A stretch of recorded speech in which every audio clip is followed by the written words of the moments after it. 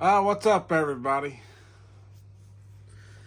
I know it's been quite a while since I've made a video. I've been really busy between work and trying to keep up with the grass because it seems like it wants to rain now every day. So, in between rains, when the grass is still wet, I've been having to mow and make a mess. So, there's that. So now, on to something at least fun. If you've seen the picture that I posted on my Facebook, or not my Facebook, but my YouTube here, the picture of the model number of boots. So we've got another pair of Thorogood boots that when I was out and about in town today, they were too good of a deal to pass up. So my tripod has broken and won't hold my phone no more to film. So I've cobbled something together here to give somewhat of a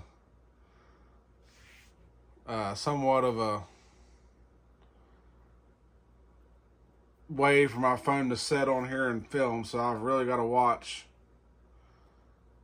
when I'm filming and not kick the tripod, and my phone will just fall right off of there. See if that thing's still. I guess we're still filming wideways. I try not to film these videos in vertical because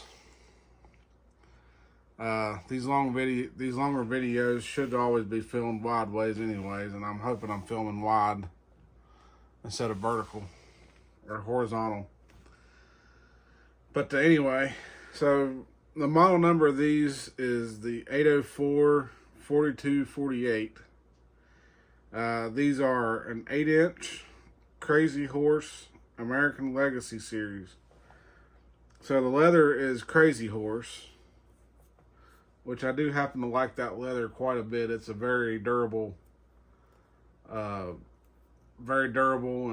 very good leather to build a patina on, and it develops such a nice color every time.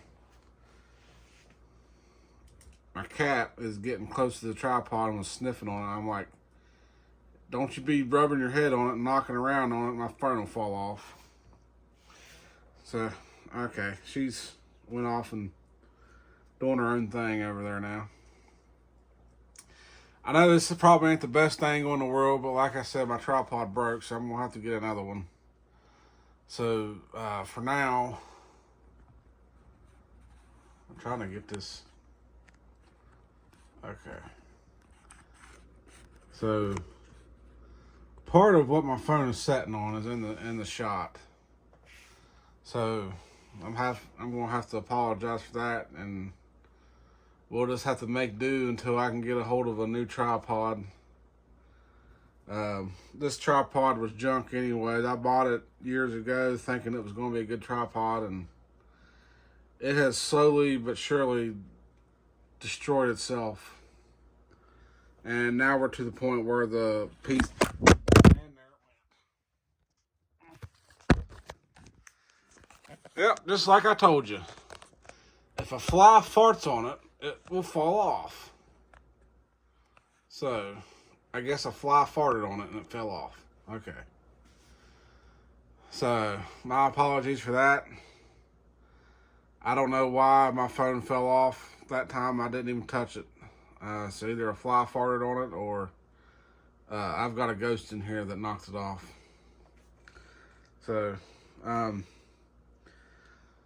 yeah, we're back to the Crazy Horse leather. It's a very good, very durable, very long wearing, and it's harder to break in than tobacco. So there's that. So if you like your boots to be broken in like a day or two, The Crazy Horse leather is not going to do that. The Crazy Horse leather does require some time and wear to break in. But I've got a pair of Thorogoods that are in Crazy Horse. They were my first pair of Thorogoods. And now apparently I'm going to start burping every time I breathe. And so I do have experience with Crazy Horse leather, and I really enjoy it. So these have the Nano toe instead of the steel toe. So they are lighter than a steel toe boot, which, you know, people nowadays tend to be in favor of a lighter weight boot because they've grown up wearing tennis shoes and that's what they're used to so much. So I did not wear much tennis shoes growing up. I may have told this story before, but the way my feet are, most tennis shoes would not fit. They are not made near wide enough. So I grew up wearing boots, and I'm already, you know, well used to the weight anyways. So steel toe boots don't bother me a bit. Soft toe boots I can wear just fine, and you know, and then these are Nano toe.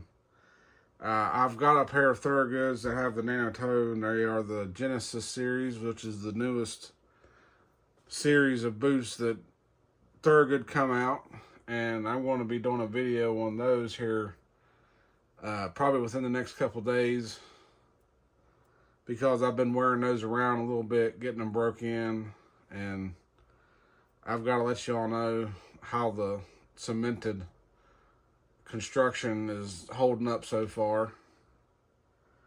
But these have the Vibram. I'm trying to think of the name. I think it's the Vibram Sierra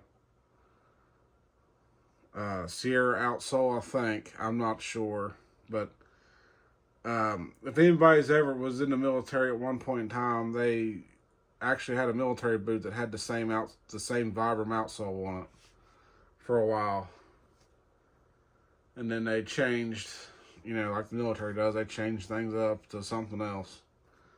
But these have the same tread pattern as a particular model of military boots that was in service for a while, and they are Vibram soles. So these are not the Merrimack polyurethane sole that the wedge sole boots and some of the 90-degree heeled mock toe Thorogoods use. So Vibram soles are a bit harder than that soft, squishy, bouncy Merrimack polyurethane that the Maxwear wedge sole. So these aren't going to have, if you're staying on concrete a lot, these aren't going to have the underfoot cushion that people expect. These are more like a boot that you'd wear on, you know, working in the ground. If you know, working in dirt, where the dirt is soft anyways. And these are waterproof. These have the Thorogood's waterproof system. So these aren't going to be particularly too breathable in the summertime. You know, when you get those 95 and 100-degree days, this isn't going to be a boot to wear, you know, and when it's 95 and 100 degrees outside and dry. This is a boot that you wear on nasty days when it's, you know, raining all day and you're working in mud and water and all that good stuff. These boots here, I figure, you know, since it's decided it's going to rain about every day around here now, that I would, you know, reinforce my waterproof boot collection a little bit more. give me more another option. I've got let's see, 1, 2, trying to think. I think I've only got, yeah, I think I've only got 2 pairs of Thorogoods before these that were waterproof, and everything else was unlined. Oh no, there's 4. I totally forgot about my loggers. So I've got my Briar Pit Stop mock toes, and I have my Wellington Thorogoods that are waterproof. The Briar Pit Stop mock toes, that's the leather that pretty much looks black. It's not all the way black, but it's really, really dark brown. And then I got a pair of loggers that are waterproof. And then I got my insulated and waterproof Thorogood loggers that I just got for Christmas. That I wear in the wintertime. So yeah, that's 4 pairs right there that I had before these, and this will make, 5 pairs. So that's not too, that's pretty good. I could actually change, for the most part, I could probably wear a different pair of waterproof Thorogood boots every day of the work week. I could wear, a different pair and rotate. Now that's the key to making boots last is rotate. Rotate, and then maintenance, cleaning your boots and conditioning them, keeping them clean and oiled. If you go out there tromping through the mud and stuff and they get covered in mud, wash the mud off as quick as possible, because as the mud dries on the boot, it sucks the oils and conditioning out of the leather, and so it essentially just dries the leather out. So mud and concrete are probably the 2 worst things to have on boots. But concrete is a lot harder to get off if you don't get it off before it dries. If you let it dry, it's a nightmare to get off. So let's go ahead and open this box up. These boots I've had one boot out just to look it over and make sure that it has the hardware I like and that there's nothing wrong with it. The cat is sniffing on the tripod again. The curiosity is really getting to the cat. So I'm going to have to keep shooing the cat away from the tripod to keep her from knocking stuff down.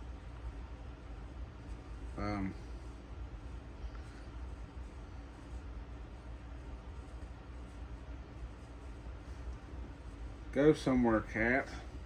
Go lay down. Usually when I get home from being out in town or being at work all day, one of the two, she wants the attention, and I can't give her no attention right now because I'm making this video, and she is not having it. She wants my attention. So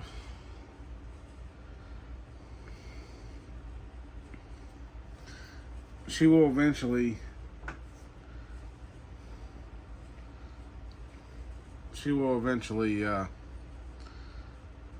find something else to entertain herself. There she goes. She laid down. Okay. All right. So we'll go ahead and open this box up so we can see the goods. So yes, as it clearly shows, I got these from the Bridgeport Equipment, which is the local John Deere dealership to me. I call it the Gucci Farm Store because there's not nothing in there that's cheap, really. I mean, they do have really good prices on their boots, surprisingly.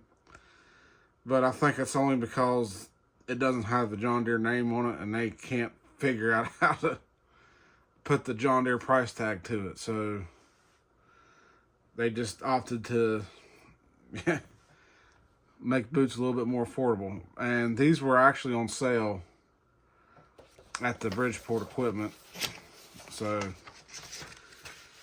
that also helps. These are normally like $300 and some boots, and I think they had 240. Yeah, they had 242 on the price tag. So that's actually cheaper than some of the, you know, unlined tobacco leather mock toes that you might find in places. So, and these have a whole lot more material and stuff. So that's a plus. I ain't mad at that. So here's the first one here. So I'm trying to figure out a good place to set these to where they'll come up on the camera. Okay, we'll just do like this. So as you can see, this is the waterproof. This is the Trail Crazy Horse. And these do have the hardware I like. I like the perfect circle eyelets, the brass. And then they have the machine speed hooks, which I like. And then you got the eyelet at the top. That probably didn't come in. Yeah, the eyelet at the top. These are relatively stiff, brand new. Like I said, they will take some time and some wear to get them flexing and going. But if you look down inside, they do have Thorogood's waterproof booty that's stitched inside the boot as a separate unit. And then you have the Thorogood USA insole in there. Let's see if I can get that insole out. Maybe. These have not been laced up yet, as they are still at the factory.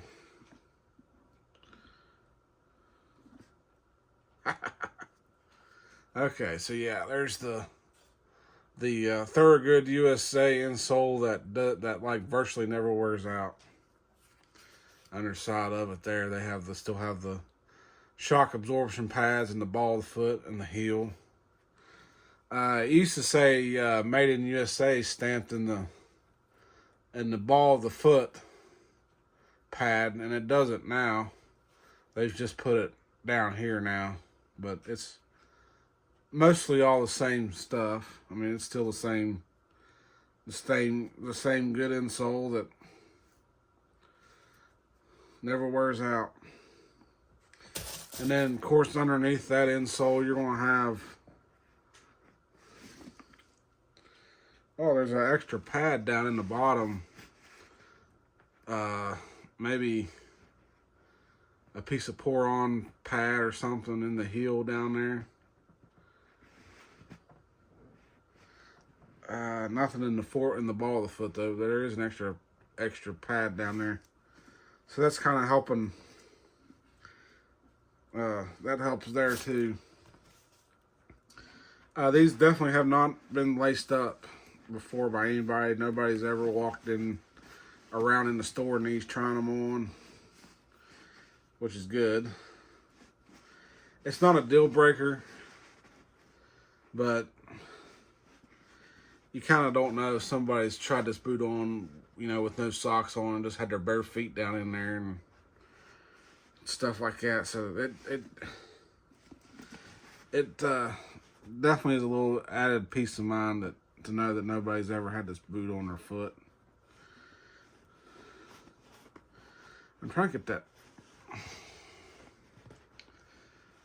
Okay. I think I got that situated.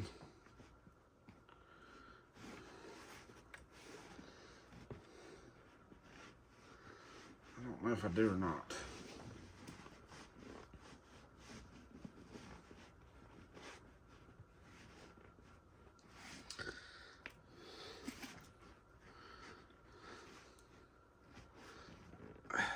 There we go. Yeah, I think I got it. got them on there now. So now, as you can tell, you know, these are still, like I said, they've never been laced up. This is how the factory will tie these laces together. They run it through the bottom eyelet and then do this little fancy loop-de-loo trick that ties the laces together, and then they drop them down in the shaft of the boot, and that's where they reside until somebody buys them or somebody tries them on in the store and decides to go ahead and lace them up. Now, I'll tell you something else about these waterproof boots, where they've got so much extra material in there. It's going to take extra time to break in, because you're trying to also break in that waterproof bootie to get it to shape to your foot. So you've got the thick leather, crazy horse leather, that's already, you know, stiff. And then you've got that waterproof bootie inside that also has to maneuver around and break in and stuff. So you're doing double duty. So that's, a lot of people, you know, would say, you know, a lot of people would probably try and wear these to work from day one. And I don't think that's going to happen unless you just get lucky and these aren't super tight on your feet. Most of the time they are a little snug on my foot when I first put them on. And that's just because everything's stiff, everything's new, and I've got to actually mold the boot to my foot and the waterproof bootie to my foot. So over time they will begin to feel like, you know, they'll fit like a glove over time. It does take time. These are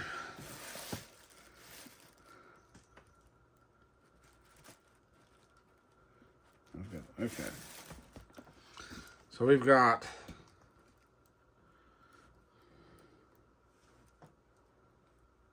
I'm just looking at stuff here. Okay. So here's the bottom of them. Oh, get it away from the tripod. Let's not drop my phone.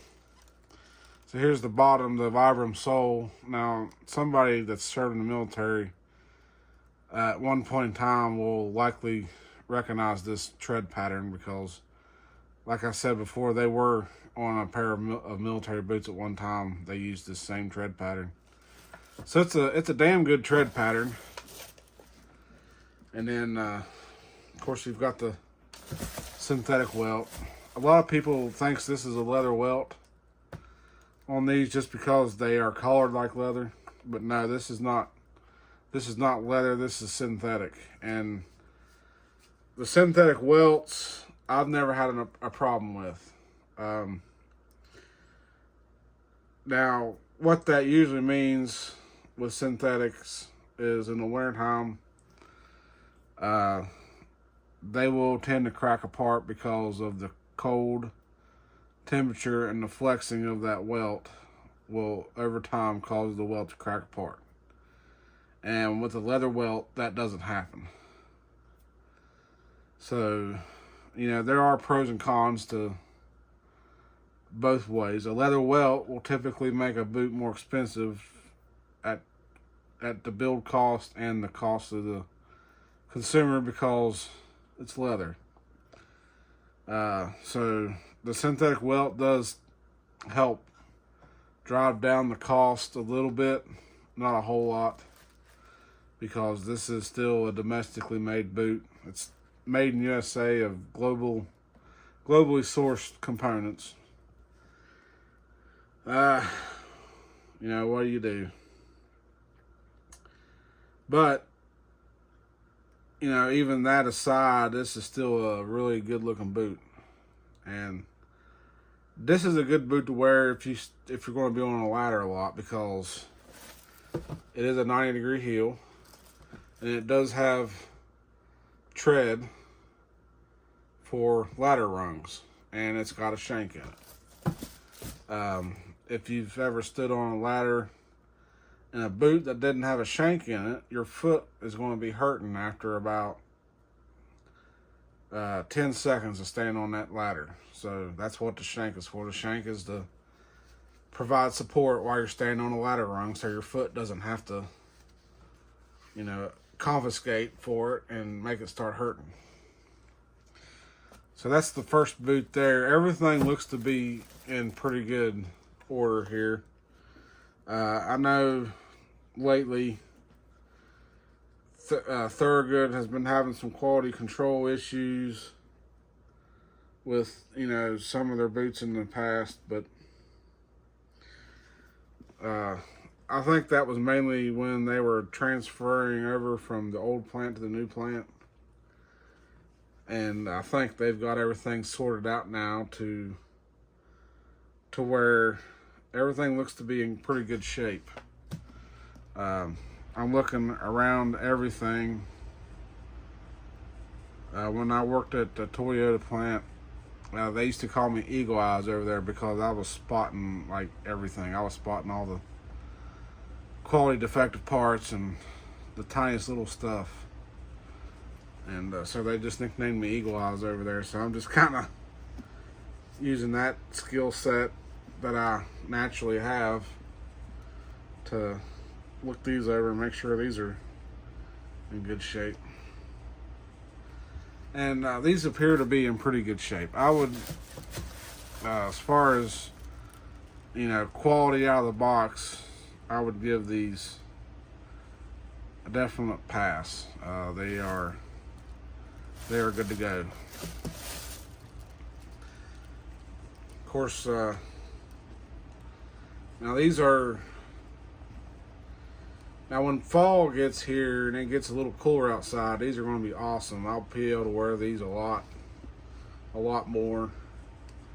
Right now, these are basically going to be wet weather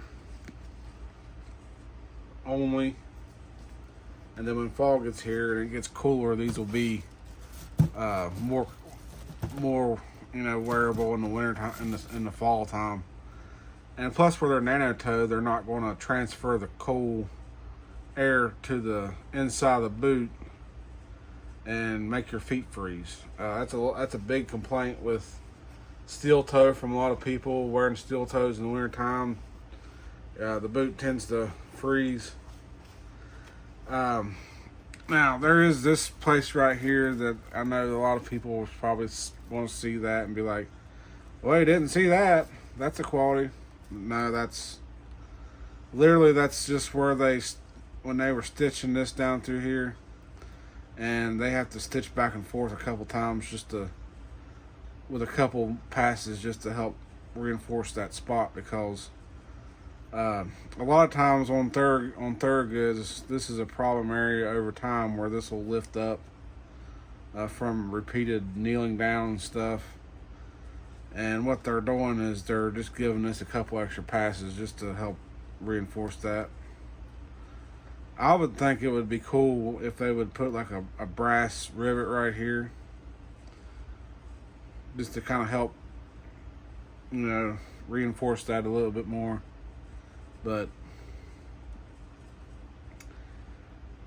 they're going to do the things that they're going to do the way they do them their way. So that's definitely beyond my control. And of course they have they still put the American flag on there. This has changed over the years. I have some of my Thorogoods. It actually says USA at the bottom here. And then the tag that they used before that was like a waving American flag, kinda. And it said made in USA. And now they've come down to the point where it's just an American flag and nothing else on there. So they're simplifying things a little bit, I guess, just to help control the cost. They're trying to keep these prices of these boots from going astronomical. But the good thing is, since these are American made, there's no tariff on these. Now, Walmart boots from that are made in China are probably going to wind up costing as much as Thorogoods. So now it makes more sense just to buy American and buy Thorogoods. No tariff.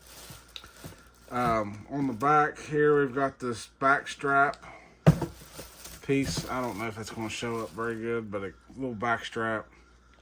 That's also for extra reinforcement. That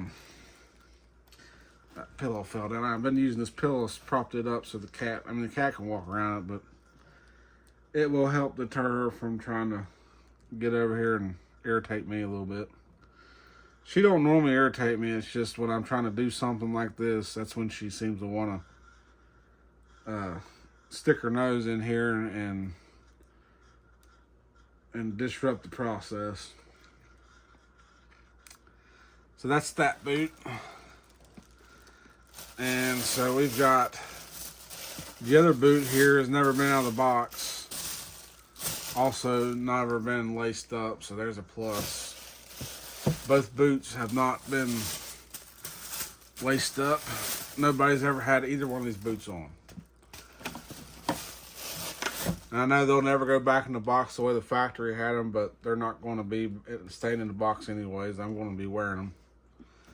So here's the left boot. As you can see, it's so far looking like it's definitely a well-made boot. There's not any imperfections anywhere. There's not anything loose. This place right here where they went back and forth, they're trying to correct that problem that they've had for years with this part lifting up over time by extra stitching right there to reinforce it.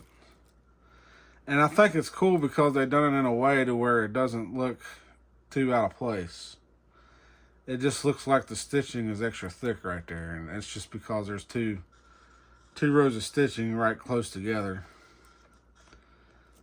And then of course we'll flip this around and look at the other side here. The other side looks to be just as perfect as the other side. And we do have a little bit of waviness going on here, and I'm trying to think of what that's going to be. Of course you probably can't see that. If you look down through here, you can see where it's kind of wavy. I don't think that's a quality defect. I think that's more like the way they sanded the layers in that spot. Like somehow they sanded it, because this other one isn't as wavy. So who knows? That could be just, it's hard to tell. I mean, I've never worked in a factory building boots, so I don't know the variations in that spot that can happen. It's either the way they sanded it when they were doing the finishing sanding,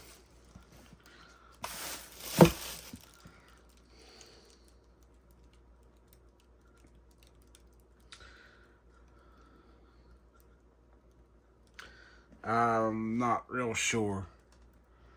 When I held it up to my eye and looked straight down the welt, it did look like the welt went wider right here and then back in. So to me, that's telling me that's probably most likely the way that it was sanded. It could be something else. I mean, I'm sure somebody in the comments is probably going to chime in and they may correct me on that. But either way, it's not really a defect or a flaw. It's not ever going to affect performance. This is just the way that they are. At the end of the day, these are largely a handmade product. So you kind of have to accept the fact that, you know, each pair is going to be minutely different than the last pair or the next pair, which is cool because it's, you know, it's handmade. They're going to be you know, they're going to be unique. Looking at the outsole adhesion, it looks to me like everything's, you know, nothing's delaminated. They've got a good bond. I can't get nothing to come apart nowhere. So that was another little complaint, which is a good complaint, that some people would buy a pair of Thorogoods, and like in 2 or 3 weeks, the sole would be delaminating from around the toe area, as if they didn't get a good bond when the boots were made. And yeah, that is frustrating. But there is, you know, a 6-month warranty period on these boots. So, and there's a 30-day store warranty from Bridgeport on them. So, you know, 30 days, that's more than a couple weeks. So, you know, 2 or 3 weeks goes by, you know, if something's happening, they're still good to go for something. And then even 30 days from the factory. But I tell you what, this Vibram sole actually has a fair bit of squish to it. Even though it is harder than the Merrimack, it's still, when you push on it, you can kind of see it give a little bit. So they may not be that bad on concrete, honestly. I just, you know, wouldn't want to wear them too much on concrete, because you're going to wear those lugs out. But at least they're resolable. The boots pretty much be craftable for the most part. But anymore, I would say that the most they'll do is probably going to be a resole. But yeah, these are top notch, and I'm telling you, the smell right here around these boots is phenomenal. Like, they just smell. I can't ever get tired of that smell. There's just nothing that smells better than fine quality oiled leather. So yeah, these do have the pull loop on the back of them too. I think I forgot to mention about that, but they do have the pull loop back there, so you can grab a hold of them and pull them on. Now, the way the Thorogood does these pull loops is pretty cool, because for the large part, they stay pretty flat to where your pant leg's not going to get caught on them as bad. So that's a plus. I know a lot of people will cut these pull loops off because they don't want their pant leg to catch on them. But the way Thorogood does them on here is pretty good. They do stay pretty flat. I think most people wouldn't have too much trouble. I never have any trouble with these pull loops on these. But yeah, I think that's going to do it for this video. I'm going to get this video uploading so I can get it out there to y'all, so y'all can watch it and enjoy it, and share it around if you want to. Don't forget to do all the the YouTube stuff. Like, comment, subscribe. And we'll see you all in the next one. Later.